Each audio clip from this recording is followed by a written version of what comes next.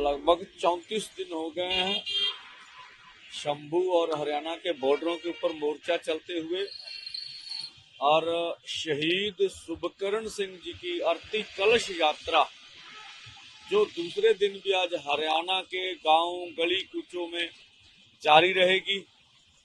और हिसार में 22 को, मोहड़ा मंडी अम्बाड़ा में 31 मार्च को बड़ा शहीदी समागम करके हम लोग पूरी जो कुछ हरियाणा बॉर्डर पर किया भारत सरकार ने उसका पक्ष रखेंगे। और जो अब हमने निर्णय ले रखा है कि भाजपा गठजोड़ से हर गांव गली कूचों में सवाल किए जाएंगे, और इसी के साथ शहीद शुभकरण जी की तस्वीर का पोस्टर हर गांव में लगाया जाएगा। और जो हमारी मांगे हैं, जो हमने 11 मांगे हैं, जैसे एमएसपी लीगल गारंटी कानून, किसान मजदूर को कर्ज मुक्त करना, C250 के अनुसार फसलों के दाम, और सभी मांगों का एक चार्ट बनाकर हर गांव में लगाया जाएगा। और ये सवाल किए जाएंगे भाजपा गठजोड़ से कि हमारा शहीद शुभकरण सिंह जी का कसूर क्या था। क्या देश की राजधानी में जाके आंदोलन करना ये कसूर था? इन मांगों को लेकर आंदोलन करना ये कसूर था? तो ये कार्यक्रम करेंगे। तो आरएसएस ने दत्ताश्री जी का बयान आया था कि किसान आंदोलन के जरिए देश में गड़बड़ी फैलाने का यत्न किया जा रहा है।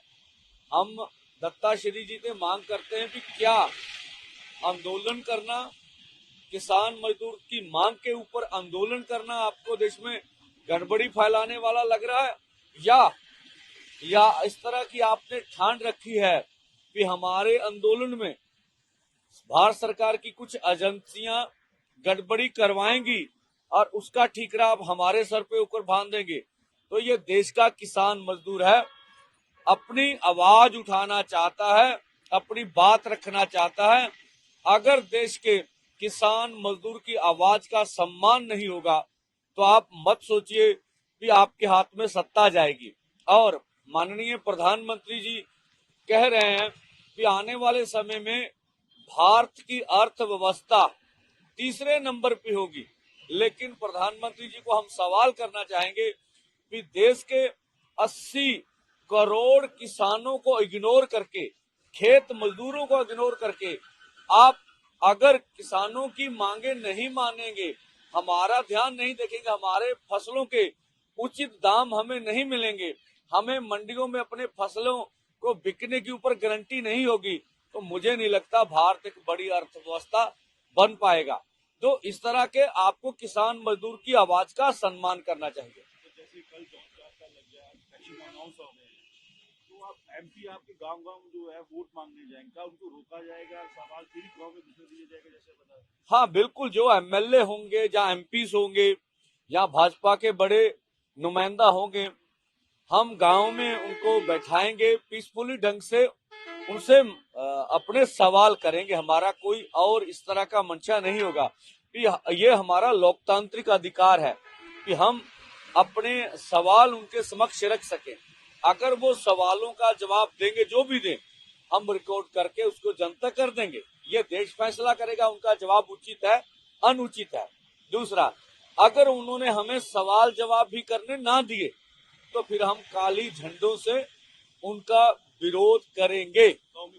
हाँ बिल्कुल, हम देखें ना, जो भी गांव में आएगा आए, लेकिन जो किसान मजदूर की बात का जवाब नहीं देगा, फोर्स बल के ऊपर, अपने कार्यकर्ताओं के ऊपर झगड़ा करेगा, उसको तो विरोध दर्ज करना हमारा फर्ज है ना।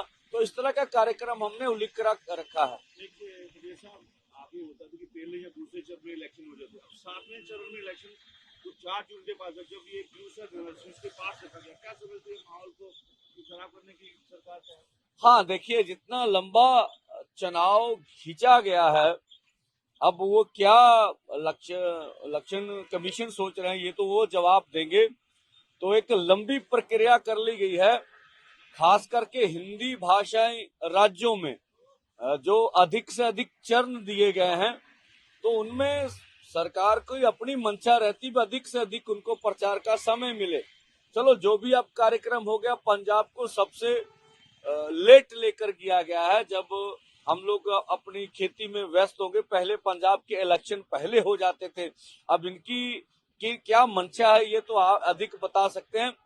कोई बात नहीं, हम जिस तरह का भी कार्यक्रम है हम उसके ऊपर आज पूरे देश भर में और पूरे थ्रू आउट चुनाव अपनी जो मांगे हैं उसका एजेंडा सेट करेंगे देश के समक्ष।